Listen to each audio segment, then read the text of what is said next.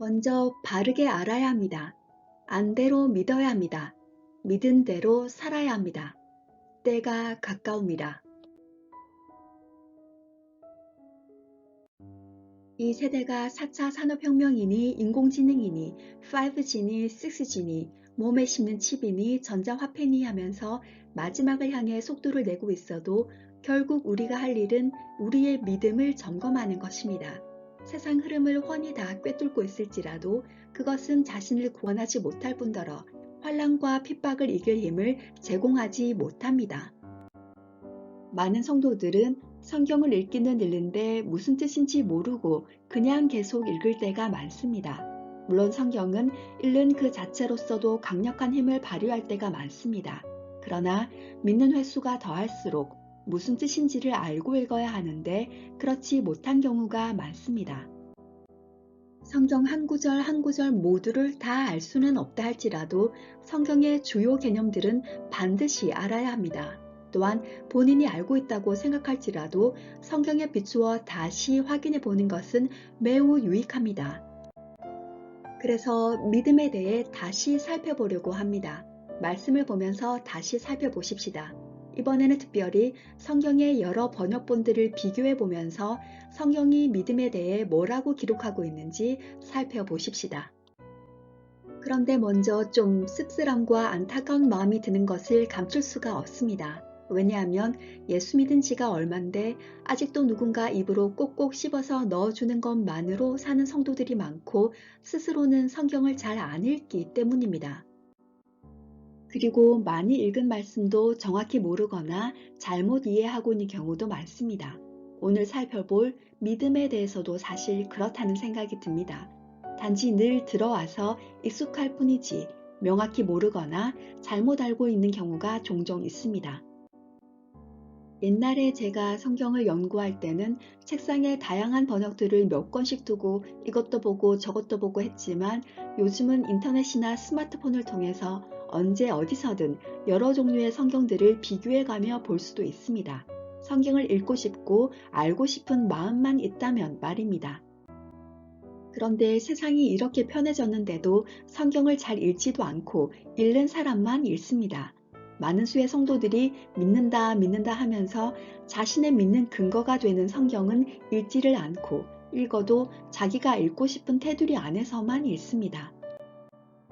이렇듯 성경이 소설이나 만화처럼 쉬운 편에 속하는 책도 아니고 회개, 거듭남, 믿음, 구원 같은 기독교의 주요 개념들은 매우 중요하면서도 대부분이 눈에 보이지도 손에 잡히지도 않는 추상적인 개념들이라 성령의 조명하심 아래 말씀을 읽어야 이해가 될 터인데도 성경을 잘 읽지도 않고 자신의 우선순위에서 말씀이 차지하는 중요성이나 무게감이 그렇게 중하지도 않습니다.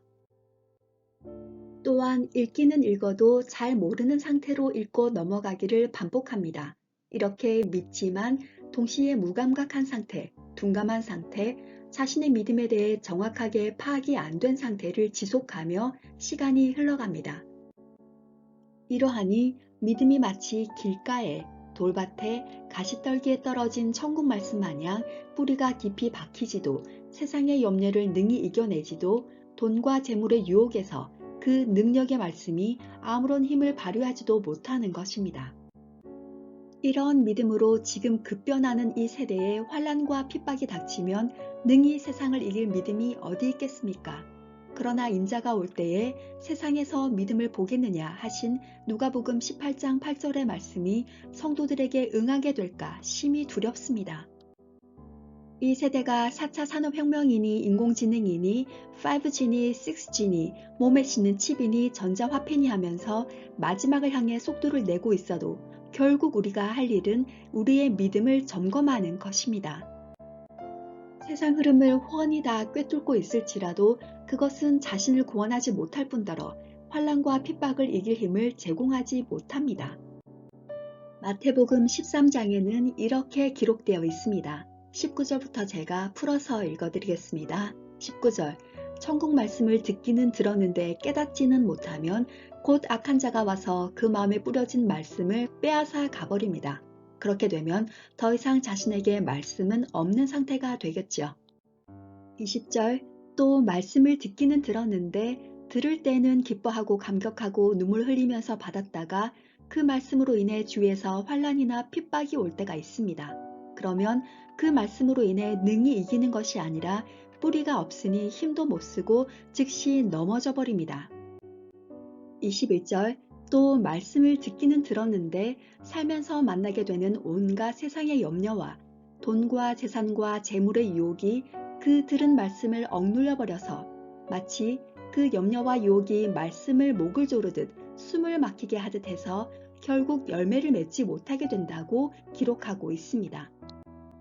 하나님의 말씀이 우리에게 떨어졌는데 우리가 길 까면 어떻게 합니까? 우리가 돌밭이면 어떻게 합니까?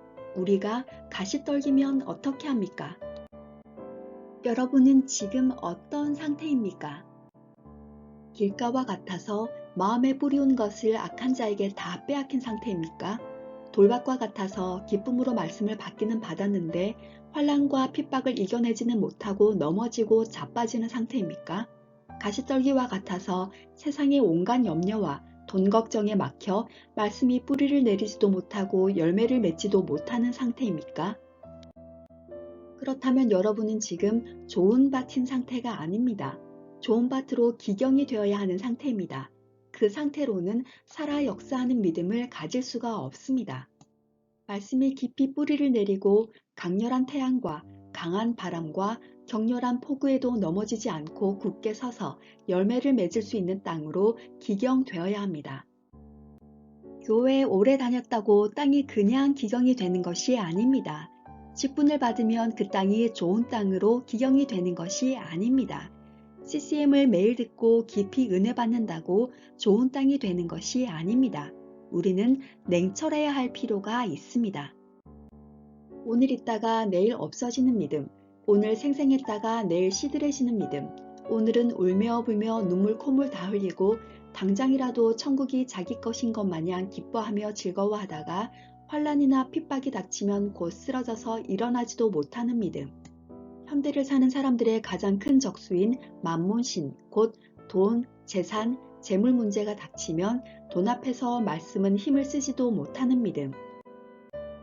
이런 믿음도 믿음이라고 생각하고 자신도 믿는 사람이라고 생각하고 자신도 하나님 나라의 복음을 들은 사람으로서 천국 갈 수 있다, 구원 받을 수 있다고 생각하는 이유는 바로 그 믿음의 기준이 자신이기 때문입니다. 예수님이 아니기 때문입니다. 성경에 기록된 대로가 아닌 상태이기 때문입니다.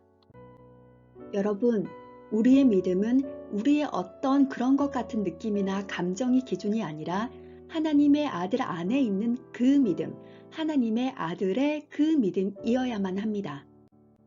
그런데 그것이 어떻게 가능합니까? 우리 인간이 어떻게 예수님 안에 있는 그 믿음, 예수님의 그 믿음을 가질 수 있습니까? 불가능합니다. 그래서 우리는 성령의 도우심이 필요한 것입니다. 우리 인간은 결코 그런 믿음을 가질 수가 없으므로 절대적으로 성령을 의지해야만 하는 것입니다. 여러분, 막연히 자신은 믿는 사람이다. 나는 믿음이 있다. 내가 교회를 얼마나 오래 다녔는데 내가 가진 직분이 이건데 이런 생각에서 빨리 빠져나오셔야 합니다. 그리고 지체 말고 성경으로 돌아가서 성경이 믿음을 무엇이라 하는지 자신의 믿음이 지금 성경이 말하는 것과 일치하는지 철저하게 살펴야 할 때입니다. 성령께 말씀을 읽을 마음과 읽고 깨달을 수 있도록 도우심을 구해야만 합니다. 그렇게 해야 할 때입니다. 주의 오심이 심히 가까워 오는 것, 우리가 마냥 여유를 부리며 느긋하게 있을 시간이 없다는 것이 실감되지 않습니까? 지금 우리에게 필요한 것은 믿음입니다.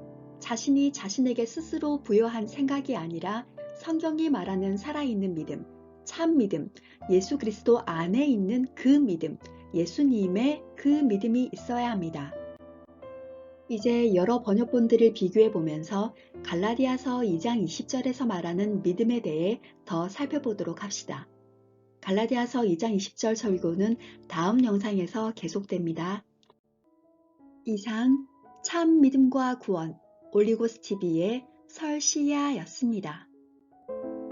그럼 다음 설교문으로 곧 찾아뵙겠습니다. 감사합니다.